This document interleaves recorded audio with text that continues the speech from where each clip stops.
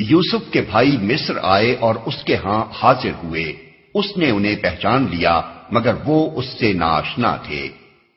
یوسف کے بھائی مصر آئے اور اس کے ہاں حاضر ہوئے۔ یہاں پھر 7-8 برس کے واقعات درمیان میں چھوڑ کر سلسلہ بیان اس جگہ سے جوڑ دیا گیا ہے جہاں سے بنی اسرائیل کے مصر منتقل ہونے اور حضرت یعقوب علیہ السلام کو اپنے گم شدہ صاحبزادے کا پتہ ملنے کی ابتدا ہوتی ہے۔ بیچ میں جو واقعات چھوڑ دیے گئے ہیں ان کا خلاصہ یہ ہے کہ خواب والی پیش خبری کے مطابق حضرت یوسف علیہ السلام کی حکومت کے پہلے 7 سال مصر میں انتہائی خوشحالی کے گزرے، اور ان ایام میں انہوں نے آنے والے قحط کے لیے وہ تمام پیش بندیاں کر لیں جن کا مشورہ بادشاہ کے خواب کی تعبیر بتاتے وقت وہ دے چکے تھے۔ اس کے بعد قحط کا دور شروع ہوا، اور یہ قحط صرف مصر ہی میں نہ تھا بلکہ آس پاس کے ممالک بھی اس کی لپیٹ میں آ گئے تھے۔ شام، فلسطین، شرق اردن، شمالی عرب، سب جگہ خشک سالی کا دورہ تھا۔ ان حالات میں حضرت یوسف علیہ السلام کے دانشمندانہ انتظام کی بدولت صرف مصر ہی وہ ملک تھا جہاں قحط کے باوجود غلے کی افراط تھی۔ اس لیے ہمسایہ ممالک کے لوگ مجبور ہوئے کہ غلہ حاصل کرنے کے لیے مصر کی طرف رجوع کریں۔ یہی وہ موقع تھا جب فلسطین سے حضرت یوسف علیہ السلام کے بھائی غلہ خریدنے کے لیے مصر پہنچے۔ غالباً حضرت یوسف علیہ السلام نے غلے کی اس طرح ضابطہ بندی کی ہوگی کہ بیرونی ممالک میں خاص اجازت ناموں کے بغیر اور خاص مقدار سے زیادہ غلہ نہ جا سکتا ہوگا۔ اس وجہ سے جب برادران یوسف نے غیر ملک سے آ کر غلہ حاصل کرنا چاہا ہوگا تو انہیں اس کے لیے خاص اجازت نامہ حاصل کرنے کی ضرورت پیش آئی ہوگی، اور اس طرح حضرت یوسف علیہ السلام کے سامنے ان کی پیشی کی نوبت آئی ہوگی، مگر وہ اس سے ناآشنا تھے۔ برادران یوسف کا آپ کو نہ پہچاننا کچھ بعید از قیاس نہیں ہے۔ جس وقت انہوں نے آپ کو کنویں میں پھینکا تھا اس وقت آپ صرف 17 سال کے لڑکے تھے، اور اب آپ کی عمر 38 سال کے لگ بھگ تھی۔ اتنی طویل مدت آدمی کو بہت کچھ بدل دیتی ہے۔ پھر یہ تو ان کے وہم و گمان میں بھی نہ تھا کہ جس بھائی کو وہ کنویں میں پھینک گئے تھے وہ آج مصر کا مختار مطلق ہوگا۔ پھر جب اس نے ان کا سامان تیار کروا دیا تو چلتے وقت ان سے کہا، اپنے سوتیلے بھائی کو میرے پاس لانا، دیکھتے نہیں ہو کہ میں کس طرح پیمانہ بھر کر دیتا ہوں اور کیسا اچھا مہمان نواز ہوں۔ اگر تم اسے نہ لاؤ گے تو میرے پاس تمہارے لیے کوئی غلہ نہیں ہے، بلکہ تم میرے قریب بھی نہ پھٹکنا۔ اختصار بیان کی وجہ سے شاید کسی کو یہ سمجھنے میں دقت ہو کہ حضرت یوسف علیہ السلام جب اپنی شخصیت کو ان پر ظاہر نہ کرنا چاہتے تھے تو پھر ان کے سوتیلے بھائی کا ذکر کیسے آ گیا، اور اس کے لانے پر اس قدر اصرار کرنے کے کیا معنی تھے؟ کیونکہ اس طرح تو راز فاش ہوا جاتا تھا، لیکن تھوڑا سا غور کرنے سے بات صاف سمجھ میں آ جاتی ہے۔ وہاں غلے کی ضابطہ بندی تھی اور ہر شخص ایک مقرر مقدار غلہ ہی لے سکتا تھا۔ غلہ لینے کے لیے یہ 10 بھائی آئے تھے، مگر وہ اپنے والد اور اپنے 11ویں بھائی کا حصہ بھی مانگتے ہوں گے۔ اس پر حضرت یوسف علیہ السلام نے کہا ہوگا کہ تمہارے والد کے خود نہ آنے کے لیے تو یہ عذر معقول ہو سکتا ہے کہ وہ بہت بوڑھے اور نابینا ہیں، مگر بھائی کے نہ آنے کا کیا معقول سبب ہو سکتا ہے؟ کہیں تم ایک فرضی نام سے زائد غلہ حاصل کرنے اور پھر ناجائز تجارت کرنے کی کوشش تو نہیں کر رہے ہو؟ انہوں نے جواب میں اپنے گھر کے کچھ حالات بیان کیے ہوں گے اور بتایا ہوگا کہ وہ ہمارا سوتیلا بھائی ہے اور بعض وجوہ سے ہمارے والد اس کو ہمارے ساتھ بھیجنے میں تعمل کرتے ہیں۔ تب حضرت یوسف علیہ السلام نے فرمایا ہوگا کہ خیر، اس وقت تو ہم تمہاری زبان کا اعتبار کر کے تم کو پورا غلہ دیے دیتے ہیں، مگر آئندہ اگر تم اس کو ساتھ نہ لائے تو تمہارا اعتبار جاتا رہے گا اور تمہیں یہاں سے کوئی غلہ نہ مل سکے گا۔ اس حاکمانہ دھمکی کے ساتھ آپ نے ان کو اپنے احسان اور اپنی مہمان نوازی سے بھی رام کرنے کی کوشش کی، کیونکہ دل اپنے چھوٹے بھائی کو دیکھنے اور گھر کے حالات معلوم کرنے کے لیے بےتاب تھا۔ یہ معاملے کی ایک سادہ سی صورت ہے جو ذرا غور کرنے سے خود بخود سمجھ میں آ جاتی ہے۔ اس صورت میں بائبل کی اس مبالغہ آمیز داستان پر اعتماد کرنے کی کوئی ضرورت نہیں رہتی جو کتاب پیدائش کے باب 42-43 میں بڑی رنگ آمیزی کے ساتھ پیش کی گئی ہے۔ انہوں نے کہا، ہم کوشش کریں گے کہ والد صاحب اسے بھیجنے پر راضی ہو جائیں، اور ہم ایسا ضرور کریں گے۔ یوسف نے اپنے غلاموں کو اشارہ کیا کہ ان لوگوں نے غلے کے عوض جو مال دیا ہے وہ چپکے سے ان کے سامان ہی میں رکھ دو۔ یہ یوسف نے اس امید پر کیا کہ گھر پہنچ کر وہ اپنا واپس پایا ہوا مال پہچان جائیں گے یا اس فیاضی پر احسان مند ہوں گے اور عجب نہیں کہ پھر پلٹیں۔ جب وہ اپنے باپ کے پاس گئے تو کہا، ابا جان، آئندہ ہم کو غلہ دینے سے انکار کر دیا گیا ہے، لہذا آپ ہمارے بھائی کو ہمارے ساتھ بھیج دیجئے تاکہ ہم غلہ لے کر آئیں، اور اس کی حفاظت کے ہم ذمہ دار ہیں۔ باپ نے جواب دیا، کیا میں اس کے معاملے میں تم پر ویسا ہی بھروسہ کروں جیسا اس سے پہلے اس کے بھائی کے معاملے میں کر چکا ہوں؟ اللہ ہی بہتر محافظ ہے اور وہ سب سے بڑھ کر رحم فرمانے والا ہے۔ پھر جب انہوں نے اپنا سامان کھولا تو دیکھا کہ ان کا مال بھی انہیں واپس کر دیا گیا ہے۔ یہ دیکھ کر وہ پکار اٹھے، ابا جان، اور ہمیں کیا چاہیے؟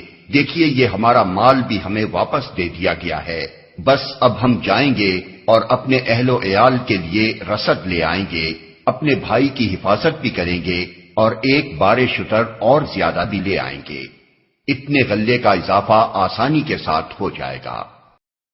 ان کے باپ نے کہا، میں اس کو ہرگز تمہارے ساتھ نہ بھیجوں گا جب تک کہ تم اللہ کے نام سے مجھ کو پیمان نہ دے دو کہ اسے میرے پاس ضرور واپس لے کر آؤ گے، الا یہ کہ کہیں تم گھیر ہی لیے جاؤ۔ جب انہوں نے اس کو اپنے اپنے پیمان دے دیے تو اس نے کہا، دیکھو ہمارے اس قول پر اللہ نگہبان ہے۔ پھر اس نے کہا، میرے بچوں، مصر کے دارالسلطنت میں ایک دروازے سے داخل نہ ہونا بلکہ مختلف دروازوں سے جانا، مگر میں اللہ کی مشیت سے تم کو نہیں بچا سکتا، حکم اس کے سوا کسی کا بھی نہیں چلتا، اسی پر میں نے بھروسہ کیا اور جس کو بھی بھروسہ کرنا ہو اسی پر کرے، بلکہ مختلف دروازوں سے جانا۔ اس سے اندازہ ہوتا ہے کہ یوسف علیہ السلام کے بعد ان کے بھائی کو بھیجتے وقت حضرت یعقوب علیہ السلام کے دل پر کیا کچھ گزر رہی ہوگی، مگر گو خدا پر بھروسہ تھا اور صبر و تسلیم میں ان کا مقام نہایت بلند تھا، مگر پھر بھی تھے تو انسان ہی، طرح طرح کے اندیشے دل میں آتے ہوں گے اور رہ رہ کر اس خیال سے کانپ اٹھتے ہوں گے کہ خدا جانے اب اس لڑکے کی صورت بھی دیکھ سکوں گا یا نہیں۔ اسی لیے وہ چاہتے ہوں گے کہ اپنی حد تک احتیاط میں کوئی کسر نہ اٹھا رکھی جائے۔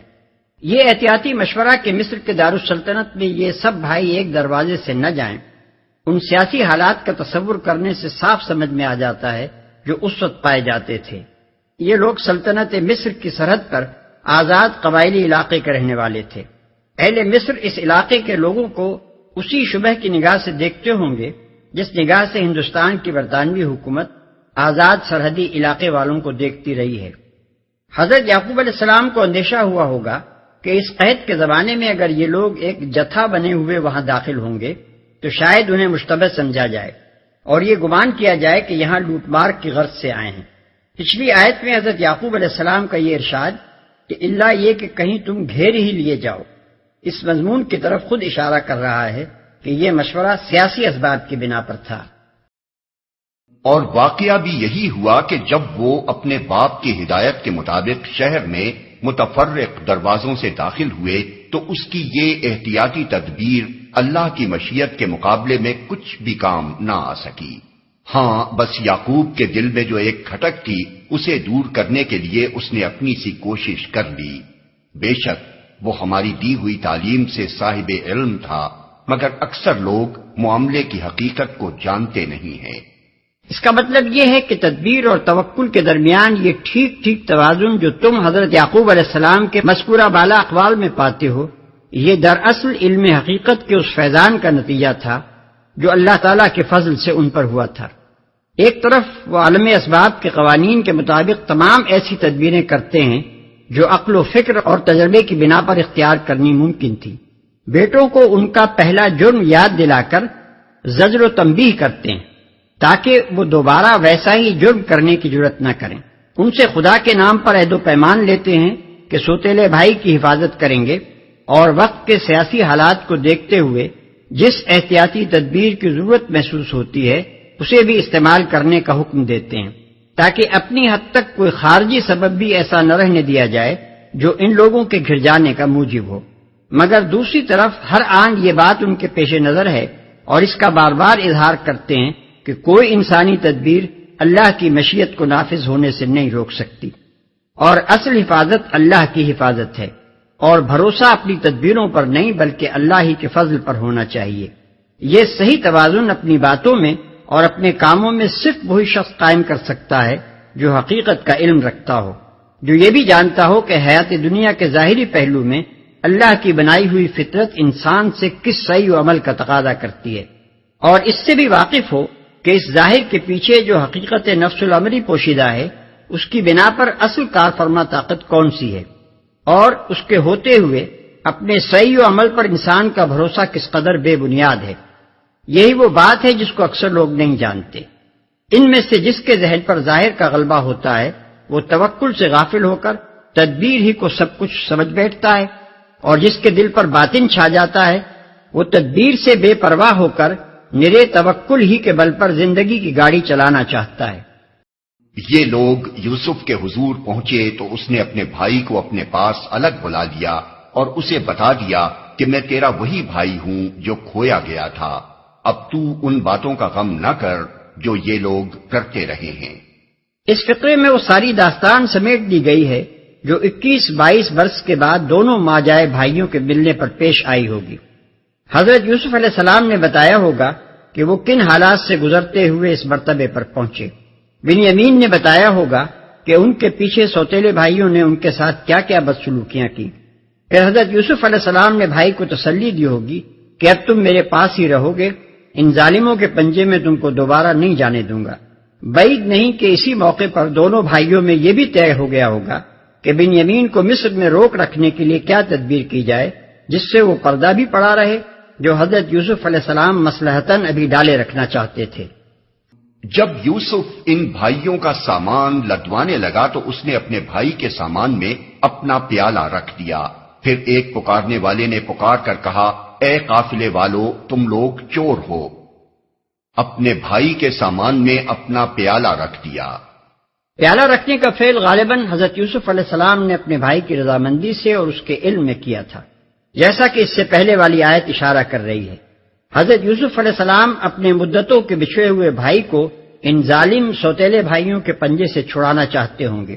بھائی خود بھی ان ظالموں کے ساتھ واپس نہ جانا چاہتا ہوگا، مگر علانیہ آپ کا اسے روکنا اور اس کا رک جانا بغیر اس کے ممکن نہ تھا کہ حضرت یوسف علیہ السلام اپنی شخصیت کو ظاہر کرتے، اور اس کا اظہار اس موقع پر مصلحت کے خلاف تھا۔